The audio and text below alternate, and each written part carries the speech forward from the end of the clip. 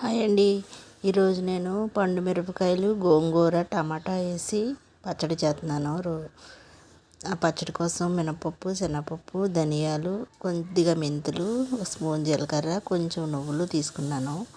నువ్వులు రోస్ట్ చేసుకుని తీసుకోవాలి, ఆయిల్ లేకుండా. ఇవన్నీ కొద్దిగా ఆయిల్ వేసుకుని ఫ్రై చేసుకుని తీసి పక్కన పెట్టుకుని, మిరపకాయలు లైట్గా వేయించుకోవాలి. పండు మిర్చి ఎక్కువగా వేయించపలేదు. ఇవి కొంచెం వేగిన తర్వాత తీసేసి టమాటా కూడా వేసి మగ్గించేసి ఇప్పుడు గోంగూర వేస్తాను. ఈ పచ్చడి అయితే చాలా బాగుంటుందండి. ఇప్పుడు పండు మిరపకాయల కాలం కదా, అన్నీ బాగా వస్తాయి. పండు మిరపకాయల సీజన్ వల్ల అందుకే నేను 2 కేజీలు తీసుకున్నాను. రేపు పండు మిర్చి ఉత్తి తొక్కుడు పచ్చడి, టమాటా వేసి పండు మిర్చి పచ్చడి, ఆ 2 కూడా చేస్తాను. అవి కూడా వీడియో పెడతాను. మా వీడియోని లైక్ చేయండి, మా ఛానల్ని సబ్స్క్రైబ్ చేసుకోండి. సబ్స్క్రైబ్ చేయట్లేదు ఎవరోని. పచ్చడి అయితే చాలా చాలా టేస్టీగా ఉంటుందండి. మీరు కూడా ట్రై చేయండి ఒకసారి ఇలాగా.